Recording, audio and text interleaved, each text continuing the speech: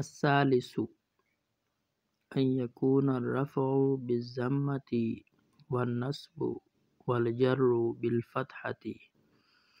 تیسری قسم یہ ہے کہ رفع ضمہ کے ساتھ، نصب اور جر فتح کے ساتھ ہو۔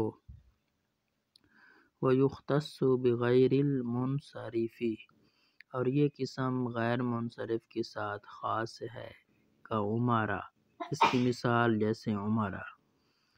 تقول تو کہے گا جاءنی عمر ورأیت عمر ومررت بعمر۔ اعراب کی 9 قسموں میں سے تیسری قسم یہاں ذکر کی ہے کہ تیسری قسم کا اعراب کیا ہے کہ جر رفع حالت ضمہ کے ساتھ، نصب اور جر کسرہ کے ساتھ ہوگا۔ تو جیسے یہاں پہ نصب فتح کے ساتھ ہے، جر بھی فتح کے ساتھ ہوگا۔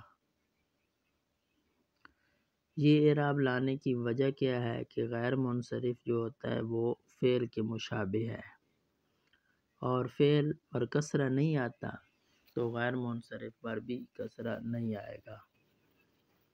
اور غیر منصرف اسم کون سا ہوتا ہے کہ جس میں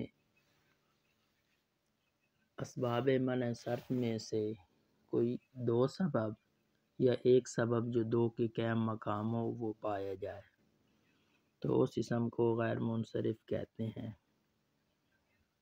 یہاں باقی اس پر یہ بھی اعتراض ہے کہ یہ غیر منصرف فرع ہے اور منصرف جو ہے وہ اصل ہے،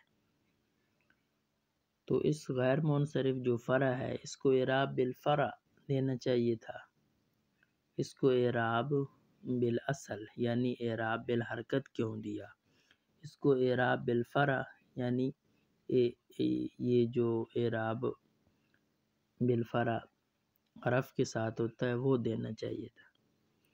تو اس اعتراض کا جواب یہ ہے کہ غیر منصرف جو ہے اکثر مفرد ہوتا ہے، اس لیے اس کو اعراب بالحرکت دیا جو کہ اصل ہے۔